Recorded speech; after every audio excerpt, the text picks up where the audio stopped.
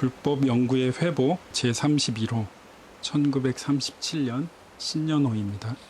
여기에 숭산 박길진의 글이 실려 있습니다. 제목은 새로운 출발이고요. 동양대학으로 유학을 떠나시는데 이게 이제 신년호이기 때문에 아마 떠나기 직전에 본인의 다짐과 각오를 여기에 적으신 것 같습니다.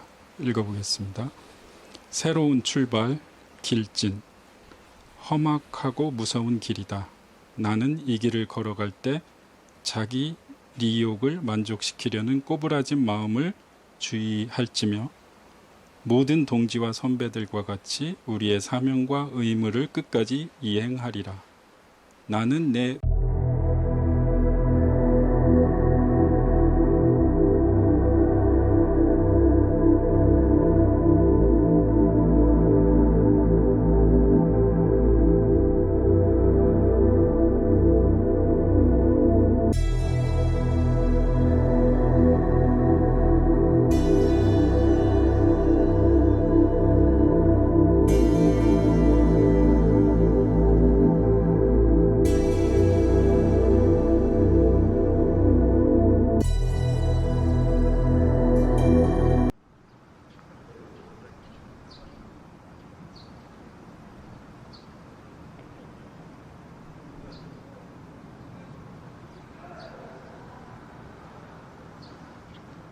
저는 원광대학교 동북아시아 인문사회 연구소에서 한국 철학을 연구하고 있는 조성환이라고 합니다. 원광대학교에 오게 된 거는 한 7년째고요. 숭산 박길진이라는 일제 식민지 시대의 한 청년이자 그 사상가가 일본에 유학을 가서 어떤 고민을 했고 또 그것이 국내에 돌아와서 활동을 하는데 어떤 자산이 되었는지 이를 추적해 보고 싶었고요. 실제로 저도 같은 동경에서 5년 반 정도 비슷한 기간 동안 유학을 한 경험이 있고 저도 그때 철학을 전공을 해서 그 비슷한 경험을 많이 나눴을 것 같다는 생각이 들어요.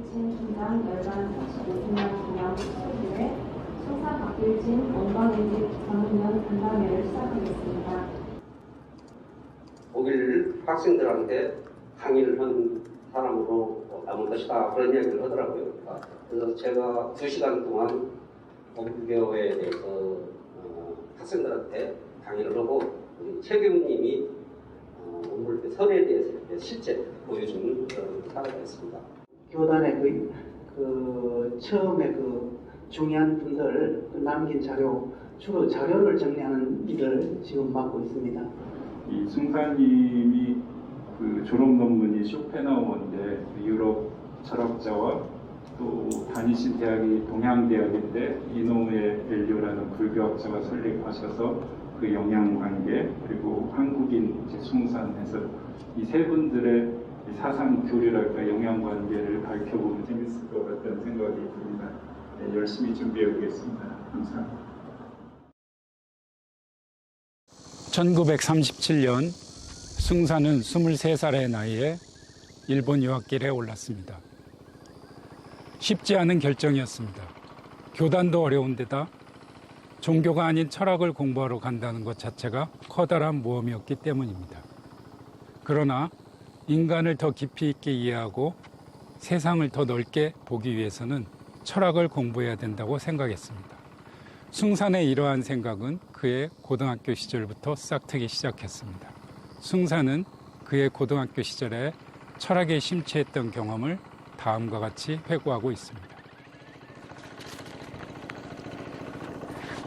나는 4학년으로 올라가면서 생각이 서서히 전환되기 시작했다.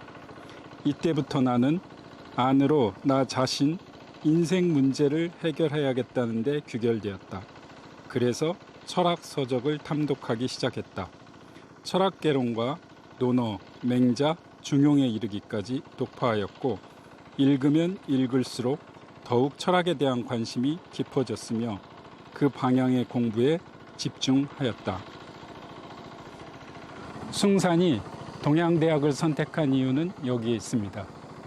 동양대학은 모든 학문의 기초는 철학에 있다는 건학 이념을 내건 철학대학이었기 때문입니다.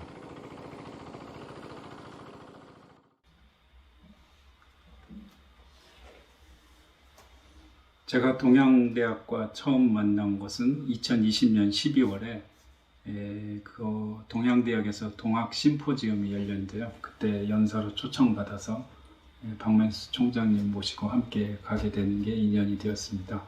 그때 동양대학 그 지하철에 내려서 깜짝 놀랐던 것이 그 어떤 표 같은 게 써 있었는데요. 모든 학문의 기초는 철학에 있다. 동양대학 이런 문구였습니다. 요즘 대학이 그 인문학이 위기라고 하고 뭐 취업률을 기준으로 대학을 평가하기 때문에 철학 같은 학과는 대단히 소외받고 비인기 학과로 전락되고 있는데 이 동양대학이라는 데는 철학을 전면에 내세우면서 철학이야말로 모든 학문의 바탕이라는 슬로건을 표방하고 있는 점에서 대단히 놀랐고 실제로 나중에 찾아보니까 철학과 학생이 수백 명, 600명 가까이 된다고 해요. 그렇게 방대한 규모의 이제 철학과가 있는 대학은 제가 지금까지 들어본 적이 없었습니다. 동양대학을 창시한 이노우에 엘류는 숭산과 비슷한 나이에 동경대학 철학과에 입학했습니다. 당시 동경대 철학과 입학생은 이노우에 엘류 한 사람뿐이었습니다. 숭산 역시 원불교 교단에서 유학을 떠난 최초의 인물이기도 하였습니다.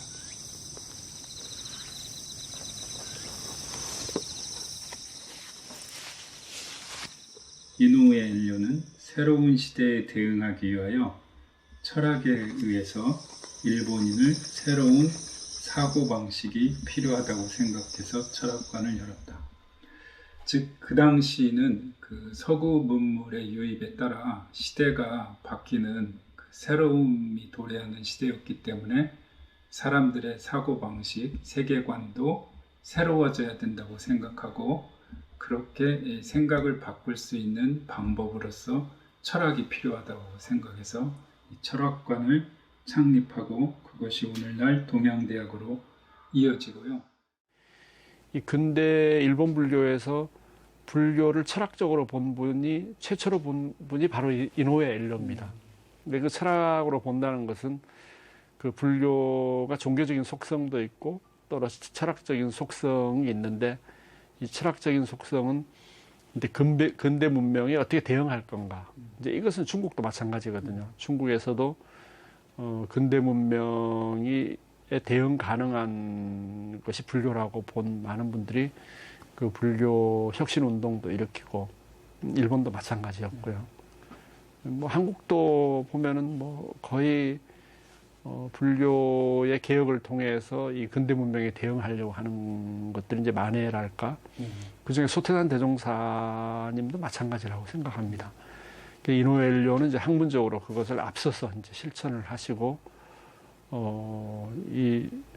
우리 숭산 종사님께서도 일본에 유학을 갈 때 아마 여러 대학을 고려했을 텐데요. 이 동양대학을 고려한 이유가 바로 그런 그 맥락이 있지 않을까. 숭산 박길지는 이런 그 분위기, 이런 대학에서 5년 동안 공부를 한 거죠. 본인이 고등학교 때부터 철학에 심취했고 그래서 동양대학을 선택해서 갔고 5년 동안 자기가 원했던 그런 학문적 분위기에서 동서 비교 철학, 동서 철학에 대한 고전에 대한 폭넓은 그 지식을 습득했고 물론 불교, 종교학 공부도 많이 하셨을 것 같고요. 그래서 그 시기가 아마 숭산으로서는 제일 그 학문적인 욕구도 충족시키면서 또 근대적인 학문이랄까요, 연구 분위기 이런 거를 그 몸에 체득하는 그러한 시기가 됐을 것 같고.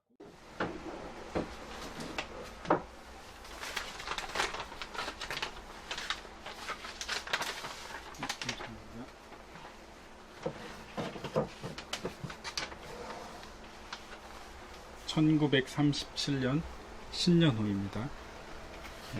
여기에 숭산 박길진의 시가 있는데요.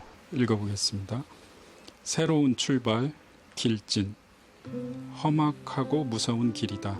나는 이 길을 걸어갈 때 자기 리욕을 만족시키려는 꼬부라진 마음을 주의할지며 모든 동지와 선배들과 같이 우리의 사명과 의무를 끝까지 이행하리라.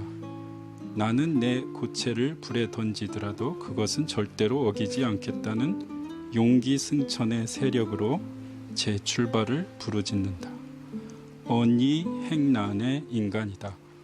배움이 있고 알미 있고 실행이 있는 인물이 되어야 한다. 배우고도 모르고 알고도 실행 없는 인물은 무용지물이다. 실행 있는 충실한 인물이 되어야 한다. 활기 있게 말과 정신과 실제의 덩어리를 한 뭉치로 만들어 전신에 걸머지고 육해산상으로 날뛰며 한마디의 호령으로 잠든 강호를 깨우치리라. 도덕이 쇠퇴한 사회다. 나에게 원천을 준 위대한 삼강령 팔조목과 사은사요이시여, 이제 나는 당신의 품 안을 떠나지 않고 위대한 정신을 받아 혼란한 사회를 위하여 영원히 땀과 피를 아끼지 않고 정의 도덕을 위하여 분투 노력하여서 불만을 느끼는 당신의 얼굴에 만족의 미소를 띠게 하리라. 이 시에서 느껴지듯이 당시 조선의 청년이 일본의 유학을 떠나는 그 결의와 심정이 잘 담겨 있는 것 같습니다. 당시 숭사는 다시 태어난다는 각오로 유학의 장도에 올랐습니다. 흥미롭게도 이 시가 쓰여진 이듬해인 1938년에 시인 윤동주는 새로운 길이라는 시를 썼습니다. 그의 나이는 22살이었고 당시 연희전문학교 신입생이었습니다. 윤동주, 새로운 길. 내를 건너서 숲으로, 고개를 넘어서 마을로, 어제도 가고 오늘도 갈 나의 길, 새로운 길. 민들레가 피고 까치가 날고 아가씨가 지나고 바람이 일고 나의 길은 언제나 새로운 길. 오늘도 내일도 내를 건너서 숲으로, 고개를 넘어서 마을로. 이처럼 일제식민지라는 암울한 상황에서 새로운 환경에서 새로운 출발을 다짐하는 각오와 신념은 일본의 박길진이나 한국의 윤동주나 크게 다르지 않았던 것 같습니다. 이제 내가 대학 졸업하기 전에 거기 있을 때 벌써 불교 전수학원 원장 사령장을 보냈어. 어떻게 급하든지 어서 급하다 어서 오니라 어서 와서 이거 불교 전수학교를 만들어서 이거 공부 아만 총부에다 전수학교를 만들어가지고 이름이 불교 전수학원 그걸 만들어가지고 이제 선생님 당시에 그런 이름이 아만 그게 내가 일본에서 대학 재학 중인데 벌써 1년 숭사는 일본에 유학하러 가는 대신 교단으로부터 커다란 사명을 부여받았습니다. 그것은 귀국을 하게 되면 교육기관을 하나 맡아야 한다는 것이었습니다.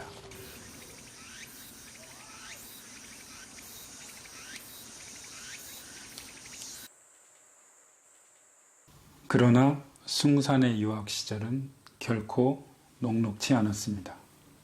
기후도 다르고 문화도 다르고 풍습도 다른 이국 땅에서 무엇보다도 경제적인 어려움이 제일 컸습니다. 유학생활 5년 동안 양복 2벌과 구두 2켤레로 지냈다는 숭산의 회고가 무엇보다도 그 어려움을 잘 말해주고 있습니다. 그럼에도 불구하고 숭산은 희망을 버리지 않았습니다. 일본 유학 시절에 쓴 희망이라는 시에서 다음과 같이 말하고 있습니다. 몸 불편하고 돈도 한 푼 없으면서 무엇을 가졌길래 기우는 그리 살았소. 그뿐인가? 땅 한 편 없고 집 한 칸 없어. 가진 것이 있다면 오직 희망 하나뿐이요. 그렇다면 무엇이 그로 하여금 이렇게 꿈을 포기하지 않게 한 것일까요? 그것은 아마도 진리에 대한 열정과 세상에 대한 애정이었던 것 같습니다. 동양대 유학 3년 차인 1939년 5월 1일에 회보 54호에 실린 구본이라는 시에서 숭사는 다음과 같이 말하고 있습니다. 읽을 틈이 없다고 한탄치 말고 볼 능력이 없다고 서러워 마라. 우리는 아직도 욕심을 억제할 여유가 있고 사랑하고 불쌍히 여길 힘이 있지 않은가. 힘과 여유가 한 가지 여건만은 될 일은 아니하고 안 되는데 구하더라. 비록 외국 생활은 어려웠지만 유학 시절은 숭산에게 생각을 정리하고 학문에 몰두할 수 있는 환경을 마련해 주었습니다. 그는 한편으로는 독서와 사색에 몰두하면서 다른 한편으로는 수양과 구도를 게을리하지 않았습니다.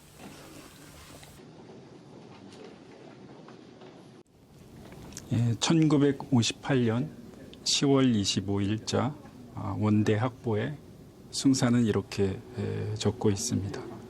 일본에 건너간 후에 동양대학에 입학하면서부터 나는 전날에 범한 사고의 극단을 정리하면서 순수한 학문 세계에만 몰두하였다. 독서와 사색의 건전한 태도로 종교가로서 일체를 준비하는 한편 저명한 불교학자이자 일반 종교가들과도 자주 만나면서 한국을 불교의 나라로 발전시켜야 되겠다는 신념을 굳혔다. 이처럼 숭사는 단지 일본에서 철학을 공부하는 데 머무르지 않고 방학 때마다 한국에 귀국해서 여러 종교인들과 교류를 하면서 구도의 과정을 겪었다고 할 수 있습니다. 숭산 박길진 총장님이 그 원산 서대원님과 관계가 긴밀했다고 들었는데 서대원이란 분은 어떤 분이실까요? 네, 원산 서대원 선지님은 소태산 박중빈의 사상과 경륜을 체계화하는데 일조했던 소태산 제세시의 인문 제자입니다. 불법연구회에서 이제 정수의 단원을 비롯해서 여러 가지 중요한 활동을 하신 분이고요. 그리고 소태산의 그 사상을 종합해 놓은 불교 정전을 편찬하는 데도 일조했던 분입니다. 두 분이 평소에 이렇게 그 교류도 활발하고 자주 만나고 그러셨나요? 네, 학문적인 교반이었을 가능성이 많이 높습니다. 그러면은 그 숭사님이 일본에 유학하고 계실 때도 방학 때마다 여기 청부에 오셔서 수련도 하고 하셨다고 했는데 그때도 계속 만남이나 교류가 계속됐겠네요? 네, 원사님과 숭사님의 교류가 가장 활발했던 시기가 아무래도 1939년이었을 가능성이 높은데요. 그때 숭사님이 일본 동양대학에서 유학을 하고 계셨고 그 당시에 방학 때 이제 한국에 올 때 여러 자료들을 들고 와서 원사님과 사상적인 교류가 있었을 것 같습니다.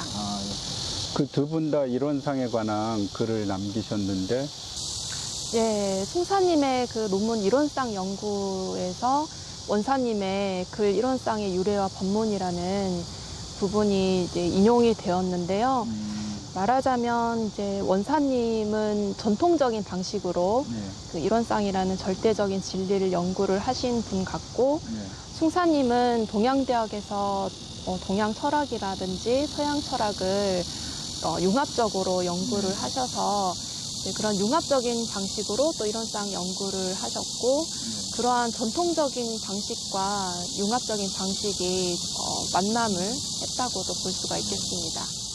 이 서대원 선지님은 우리 그 초기 교사에서는 이 불교에 굉장히 해박한 지식을 가지시고 또 대종사님 문화에서 이 불교와의 관계랄까 또 여러 가지 그 불교가 갖고 있는 지식들 이런 것들을 이제 도입하는데 굉장히 큰 역할을 하셨다라는 얘기를 듣고 있거든요. 그리고 숭산종사님께서도 이 불교를 기반으로 원불교가 성장할 수 있는 데까지 성장해야 된다 이런 말씀을 하셨다고 그래요. 그래서 아마 이제 그 서대원 선지님하고 우리 숭산종사님은 뭐 충분히 많은 대화가 있었을 걸로 저는 생각을 합니다. 그리고 이 어떻게 하면은 그 원불교의 정체성을 마참 그 근대 불교로서 또 생활 불교로서 이렇게 확립해 나갈 것인가 이제 이런 것에 대해서도 이 기성 불교계하고의 어떤 그 차별성 이제 이런 것을 논하면서 앞으로의 그 원불교의 그 방향이랄까 이런 지향성에 대해서 두 분 다 굉장히 고민을 많이 하셨을 걸로 저는 그렇게 생각합니다.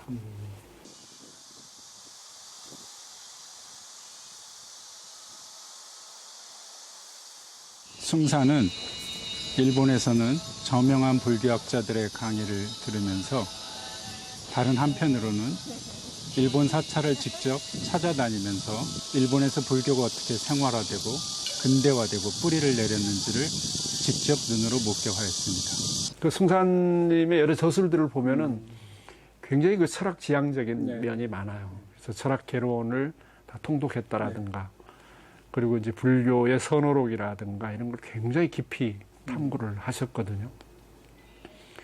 그러니까 이제 이 철학이라는 것은 그 이성적인 언어를 통해서 논리화를 통한 설득력을 가지는 건데 그 위에 이 불교라고 하는 깨달음의 세계를 접목을 시켜가지고 이 현대 문명, 근대 문명을 돌파하려고 하는 이런 의지가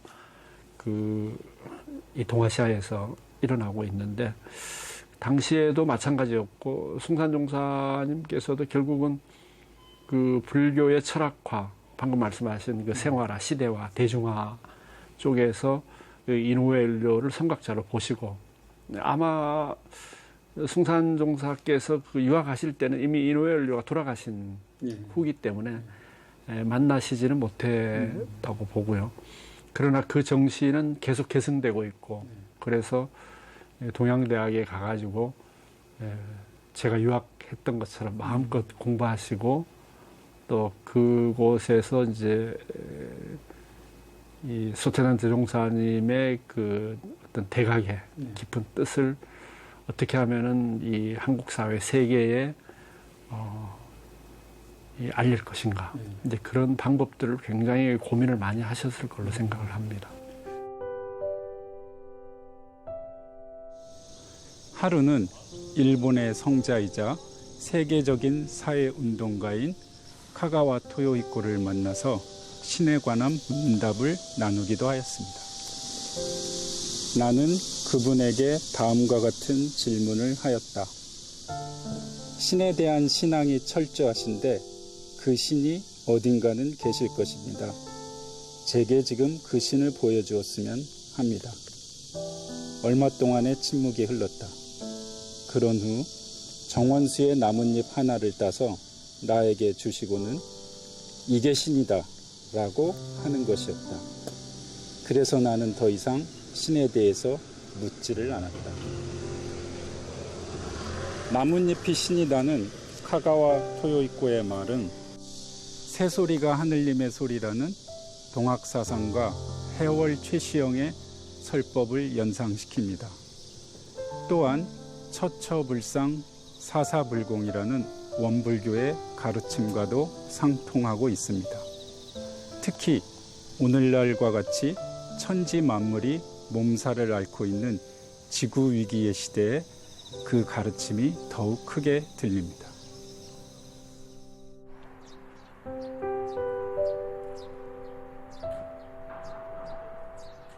원광대학교 숭산기념관입니다.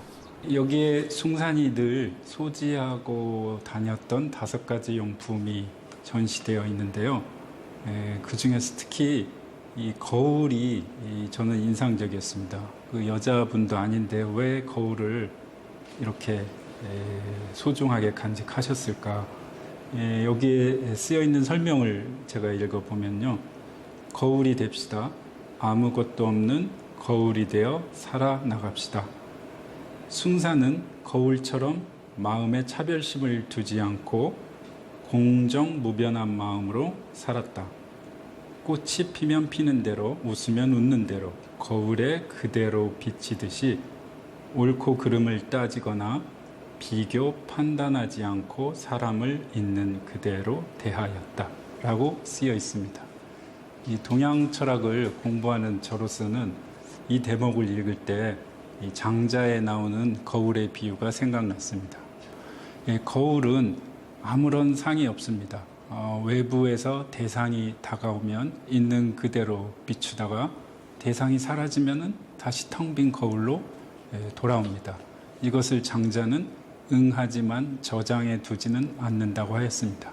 아마도 숭사는 장자의 이러한 사상에 끌려서 세상을 이렇게 살고 사람들을 이런 모습으로 거울처럼 대하고 싶다는 그런 사상을 가지고 실천하려고 노력하였던 게 아닌가 싶습니다. 그래서 원광대학교에 다니셨던 제 선배님 하시는 말씀이 숭사님은 세월이 흐를수록 얼굴이 더 편안해지시고 환해지셨다는 말씀을 제가 들은 적이 있는데요. 아마도 이렇게 비우는 자세로 평생을 사시려고 노력하셨기 때문이 아닌가 생각이 됩니다. 이 비움의 자세는 그분의 종교관에도 반영이 되어 있습니다. 그분의 말씀을 제가 직접 인용해 보겠습니다. 우리 인간의 본래 마음은 거울과 같이 맑고 깨끗하고 사도 없으며 악도 없는 청정한 당체인 것이다. 그래서 불교에서는 우리의 본래심을 대원경지라고 하였다. 그런데 현재의 우리의 마음은 많은 오염으로 해서 본래의 마음을 잃어버리고 산다. 한시 바삐 우리의 맑은 본래의 거울과 같은 마음을 찾아야 하겠다. 거울은 아무리 작은 것이라고 해도 산에 비치면 산이 다 비춰지고 바다에 비치면 바다가, 천체에 비치면 수많은 별들까지 다 그 거울에 들어가 버린다. 어찌하여 그렇게 작은 것에 그 많은 한량없는 것이 다 들어가게 되는가? 그것은 거울 속이 텅 비어서 아무것도 담겨 있지 않기 때문이다. 그야말로 순무이기 때문이다. 우리가 이 무의 심경을 가져보면 한량없는 넓은 마음이 되어 이 우주의 모든 것을 포용하고도 남음이 있게 될 것이다. 이 글에 의하면은 숭산에게 있어서 종교라는 것은 텅 빈 마음의, 즉 허심의 영성을 회복하는 훈련이라고 할 수 있습니다. 따라서 이 거울은 평생 종교인으로서 살아갔던 숭산의 종교관, 종교적 태도를 상징하는 유물이라고 생각할 수 있습니다.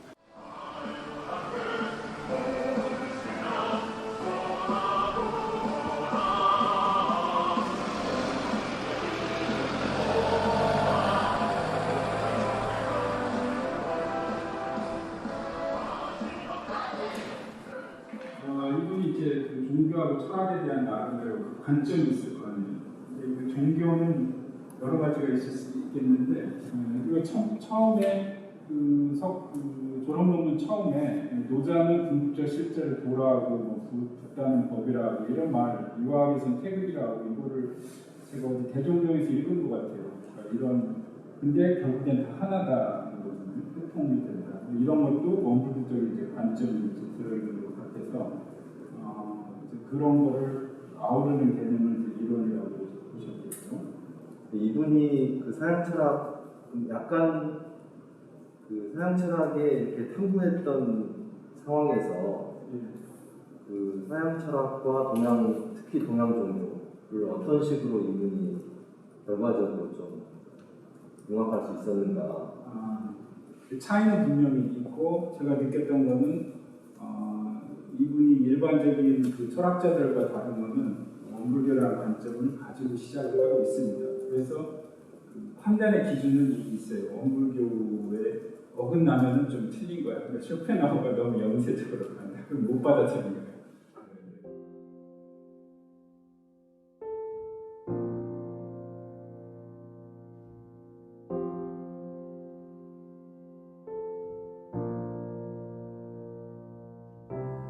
나는 한번 책을 떠나서 우주의 자연계, 인생의 본성, 사회의 상황을 보고 어떤 깨달은 바가 있었다.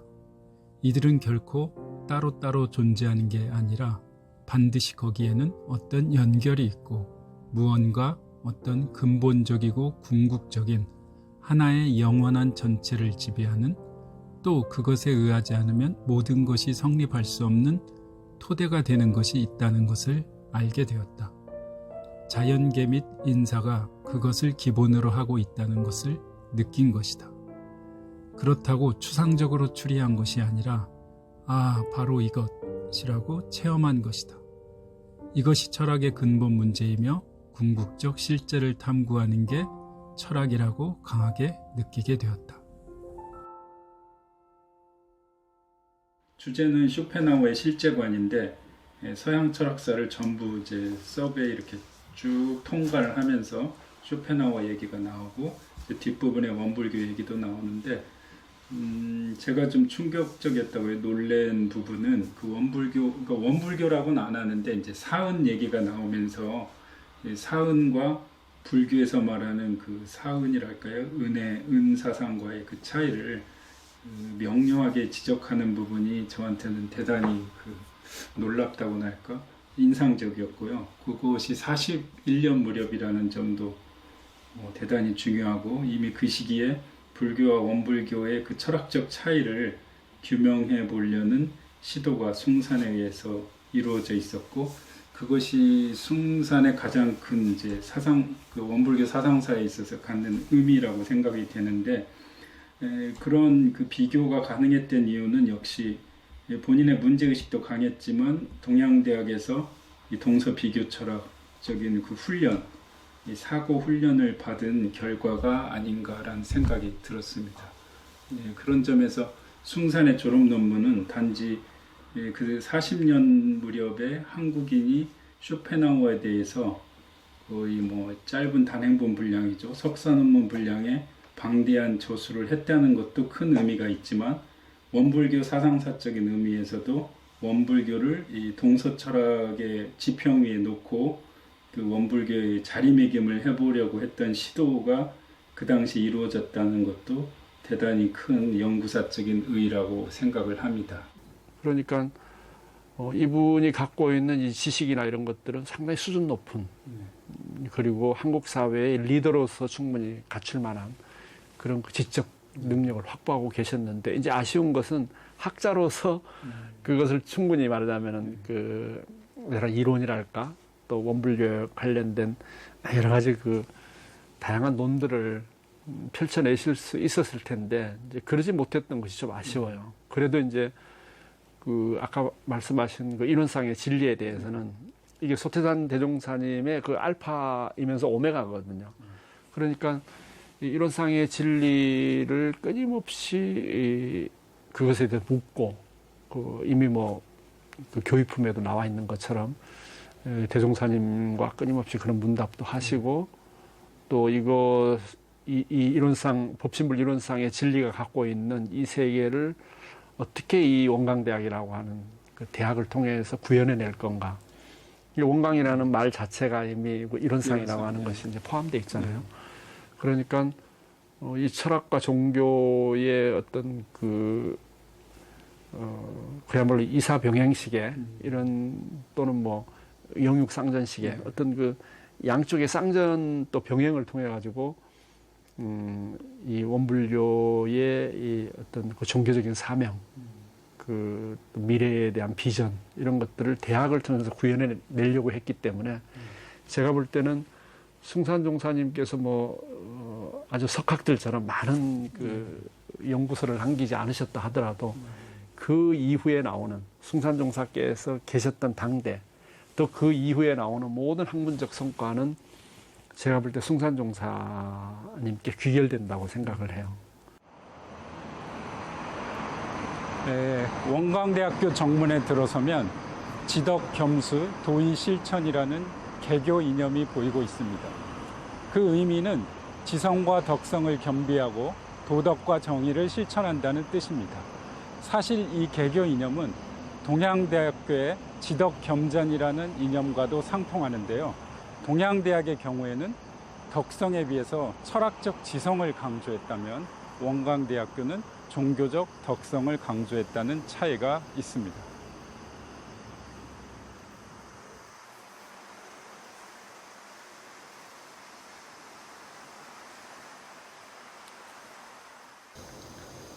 교수님, 여기 물질이 개벽되니 정신을 개벽하자라는 표어가 있잖아요. 예. 근데 이 표어는 어떤 의미를 가질까요?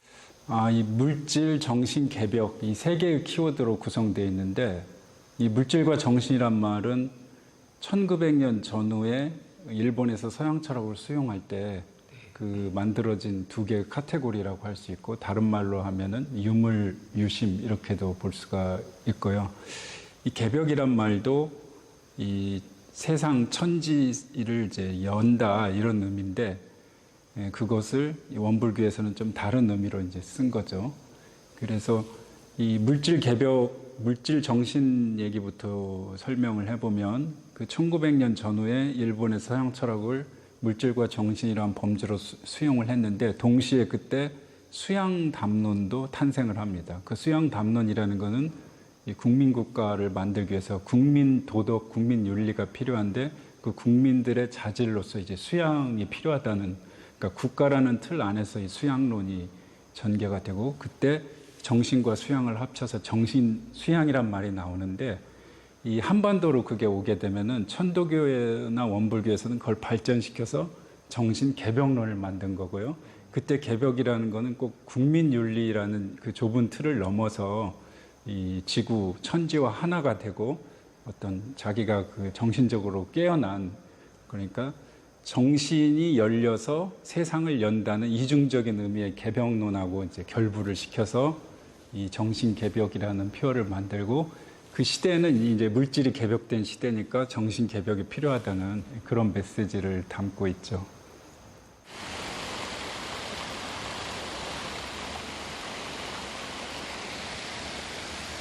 원광대학교 한복판에는 수덕호라는 아름다운 호수가 있습니다. 이 호수의 주변에는 인류의 4대 성인을 모신 동상이 세워져 있는데요. 이 동상의 의미는 인류의 철학과 종교를 치우침 없이 두루 공부하라는 숭산의 건학 이념을 반영하고 있습니다.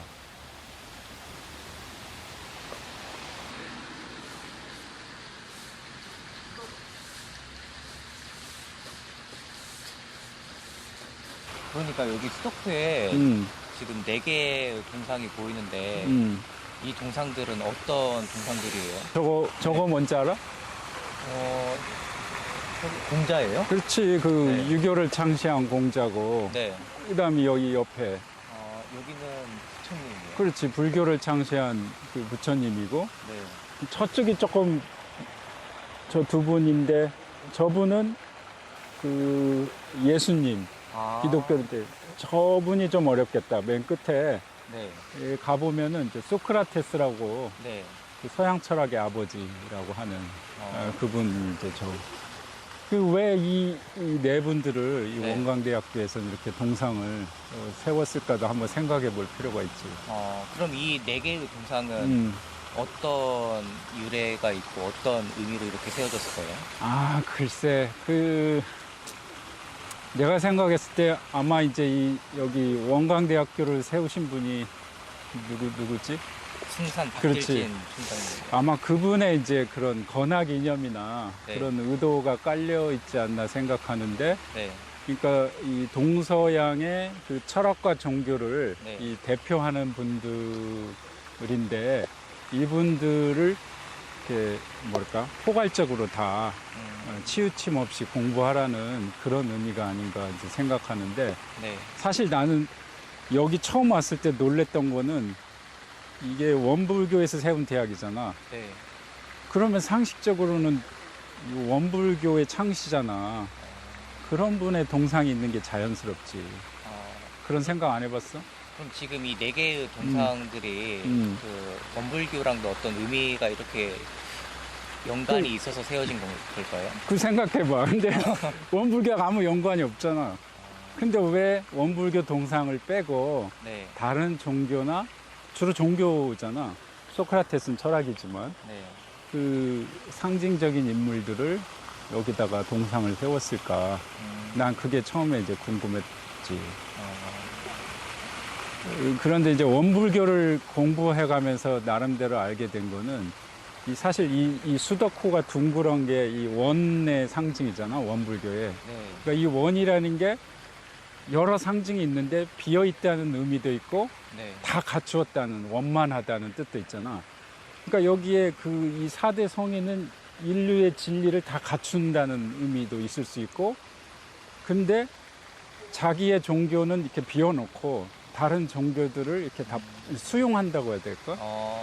그런 의미도 생각할 수가 있고, 여러 의미를 생각할 수가 있겠지. 나는 그렇게 해석을 한 거지. 그러면 비움의 공간에서 채워가는 그렇지, 게 당연하지. 그렇지. 완전함을, 그러니까 완전함이라는 거는 네. 자기를 비워야 네. 채워진다는 거고, 그 숭산 총장님 그 기념관에 가보면은 그분의 유품 중에 거울이 있거든, 거울. 그 거울, 그 모자, 거울, 뭐 시계 이게 몇 가지가 있잖아. 네. 그것도 이상하잖아. 남자가 왜 거울을 들고 다녀? 그분이 화장을 하실 것도 아닌데. 네. 그런 거 생각해 봤어? 거울과 이걸 한번 비교를 해봐. 지금 이 설명했던 이 호수하고 거울. 무슨 연관관계가 있나? 나 자신을 조금 돌아보자는. 그렇지, 의미. 성찰. 근데 자신을 비추을 수 있는 건 거울이 네. 투명하기 때문이잖아. 네. 그거를 이제 철학적으로는 장자는 비어 있다고 본 거지. 그러니까 내 입장에서는 이 호수의 이미지나 그분이 가지고 다녔던 거울의 이미지가 큰 차이가 없어.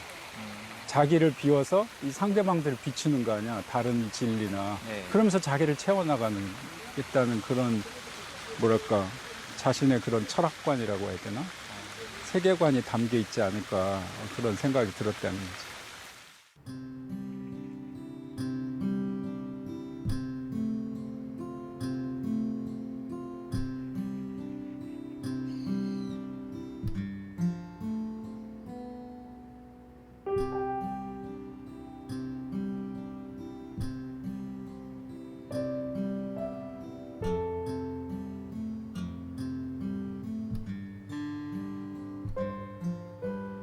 현대 사회는 물질 문명은 발달하였으나 많은 사회병을 안고 있다. 이러한 때일수록 정신 문명, 도덕 문명의 선행이 절실히 요청된다. 물질 문명은 그것을 사용하는 사람에 국한되지만 도덕 문명은 모든 인간에게 다 필요하다. 물질 문명은 인류에게 유익한 반면에 혹 피해를 줄 수도 있지만 도덕 문명은 언제 어디에서 누구에게나 피해를 주는 바가 하나도 없다. 숭산이 살았던 20세기는 전 세계가 산업화와 근대화로 인한 병폐를 앓고 있던 시대였습니다. 숭산은 이것을 사회병이라고 말하였습니다. 그러나 이제 21세기는 지구병을 앓고 있는 시대입니다. 천지 만물이 기후변화와 생태 위기로 생명의 위협을 받고 있기 때문입니다. 장전마을의 비극과 숭산의 경고는 우리에게 이러한 메시지를 던지고 있습니다. 지금 인류에게 필요한 도덕은 국가 차원의 국민 도덕이 아니라 지구 차원의 지구 도덕이라는 것을.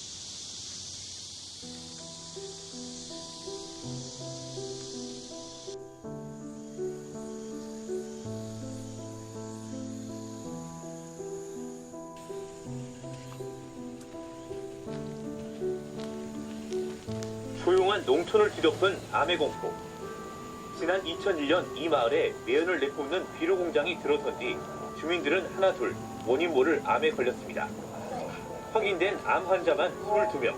이 가운데 14명은 이미 세상을 떠났습니다. 장전마을 집단 암발병을 일으킨 비료 공장과 200m 남짓 떨어진 한 마을. 이 마을 주민 73살 최경자 할머니는 지난 2007년 위암 진단을 받았습니다. 폐암으로 고통받던 남편은 3년 전 세상을 떠났습니다.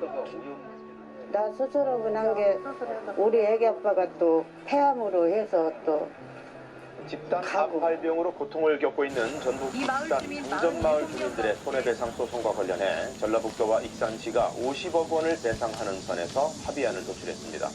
그러나 합의를 거부하는 주민들도 있기 때문에 소송은 더 이어질 수도 있겠습니다.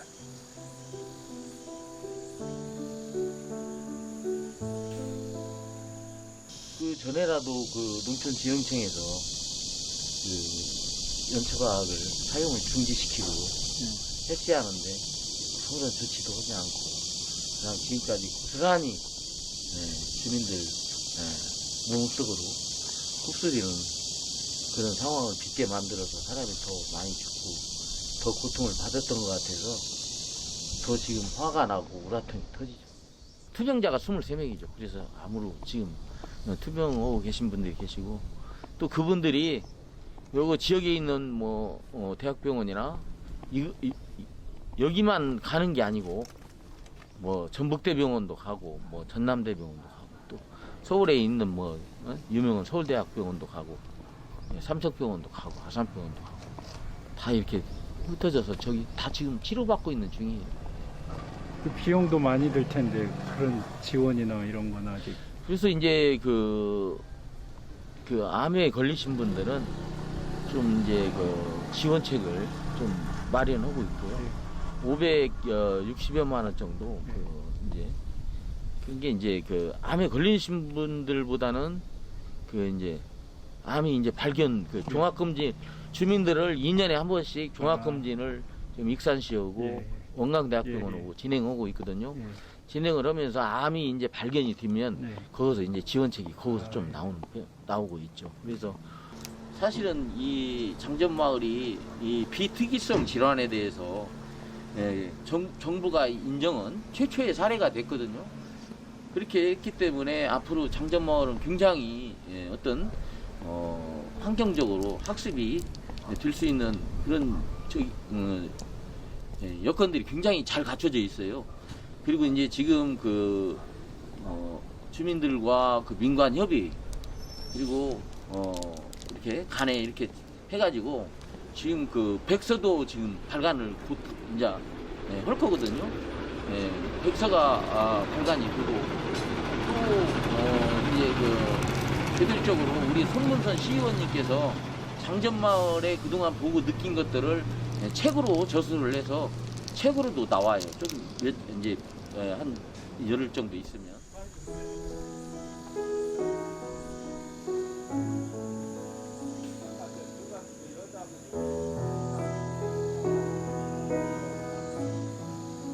그랬을 때 여기가 이제 북쪽으로는 미륵산, 서쪽으로는 금강, 남쪽으로는 그 만경강이 있는데 굉장히 그 순수하게 자연이 살아있는 공간이에요. 앞으로 미래는 우리들이 조용히 나를 돌아다보는 그런 영적인 공간으로 익산이 나아갈 수 있으리라고 생각해요. 그럴 때 정말 만경강을 거닐고 그 다음에 미륵사지 거기에 온전히 안겨가지고 가족이나 친구들끼리 조용히 대화하고 그런 공간으로서 저는 여기가 굉장히 익산이 딱일 것 같아요. 그런 그 영성을 회복하는 뭐 좀 거창하게 말하면 영성 회복의 어떤 중심으로 영성 도시로 나아가야 하지 않을까 그런 생각을 하고 있어요. 그러니까요, 익산은 제가 볼 때는 한 3번 정도 개벽이 있었는데 그중에 첫 번째가 모왕 때 이 뭐 동아시아 최고 이런 막 석탑이나 미륵사지를 건립했을 때 그때도 이제 뭐 생산력도 바탕이 됐을 테니까 그때 주목을 받았고, 두 번째는 그 1910년을 전후로 해가지고 일본인들이 여기에 이제 이민자들이 많이 들어와서 수탈을 하던, 그래서 이제 철로가 놓아지고 그러면서 이제 일이라는 곳이 성장하고 발전하게 되었잖아요. 그러면 이제 세 번째는 소태산 어른께서 그 신용동 그쪽에다가 이렇게 원불교 총부가 들어오고 또 거기에 원광대학이 생기잖아요.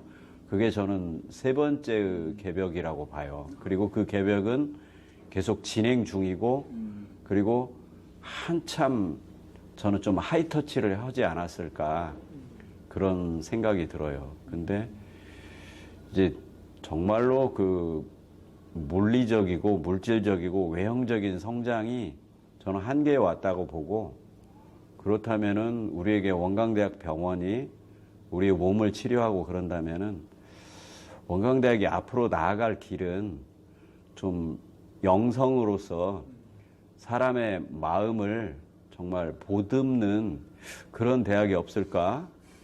그런 좀 그 희망 섞인 그 상상을 한번 해보죠. 옛날 냄새가 나면 악취였고요. 불뚝에서 시커먼 나오면 굉장히 위의 대기 오염물질입니다. 서로 같다고 생각 안 했어요. 근데 이제 지금은 장전마을 이후로 냄새가 나면은, 냄새가 나면 거기에 혹시 발암물질이 있을 수 있을까, 유해물질이 있을 수 있을까 하는 민감도가 사회적으로 엄청나게 올라가 버렸습니다. 1977년 11월 11일을 기억하실 거예요. 이리역에서 이주일과 하춘아가 쇼를 하고 그랬을 때 9시 15분에 폭발 사건이 났잖아요. 그러고서 폭발 사고가 나고 나서 그 수습 과정이 어떻게 됐냐면은 신무일이라는 열차 호송원이 이렇게 촛불 가지고 하다가 뻥 터졌다. 그런데 박정희 대통령께서 많이 도와주셔가지고 도시를 발전시켰다. 그 부분은 맞는 말입니다. 그러나 전체를 보는 눈에는 좀 문제가 있다고 생각해요. 예를 들어서 세월호 사건이 났는데 그게 선장 한 사람이 잘못했다가 아니라 전체적인 시스템에서 잘못해서, 그래서 어떻게 하느냐, 다시는 이런 안전사고가 일어나지 않게 바로 잡아간 것이 현재 우리의 역사예요. 그 가까운 다른 도시의 일들을 우리가 되돌아보자면, 제주도에서 4.3 사건 나서 그렇게 많은 사람들이 돌아가셨는데 거기를 동백꽃이라는 그러한 레이블, 또 그리고 평화라는 걸로 해서 그 도시가 아름답게 발전하는 것, 그 다음에 1980년도 광주에서 어마어마한 사태가 났을 때 이러한 것들을 시민의 역량과 민주로 나가는 것이 있다면은 우리 익산의 이 장전마을 사태가 안전의 계기로 삼을 수 있으면 좋겠어요.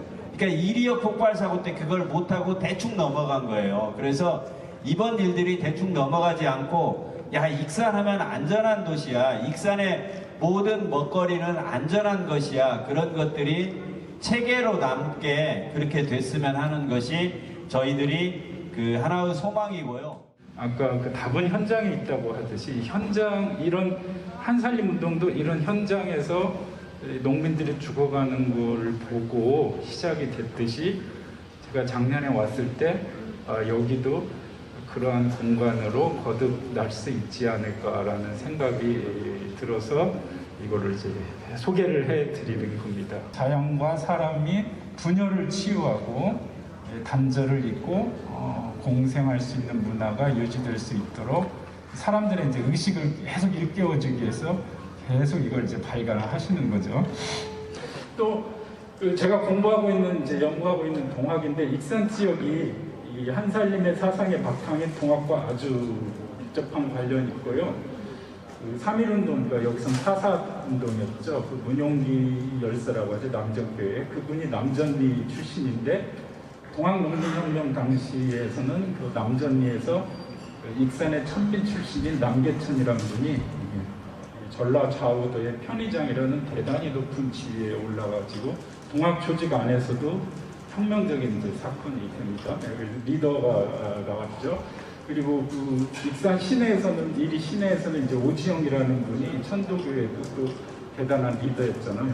이런 동학 천도교가 3.1운동까지 이제 가는데, 이 동학 사상의 핵심은 사실은 저항운동이었지만 바탕에는 생명을 중시하는 살림운동이 깔려 있었고, 그걸로 이제 저항을 한 거겠죠. 지금 아까 최재철 선생님 저항하듯이 그렇게 하신 거겠죠. 이런 자산들을 가지고 우리 익산을 100년치로 설계해 보면은 어떨까. 그래서 세계에다, 가깝게는 한국에다, 멀리는 전 세계에 이제 발신하는 그런 차원의 일환으로 제가 지금 이제 종사하고 있는 작업 중에 하나가 100년 전에 개벽 접지를 복관한 다시개구역이 작년에 청관됐고요.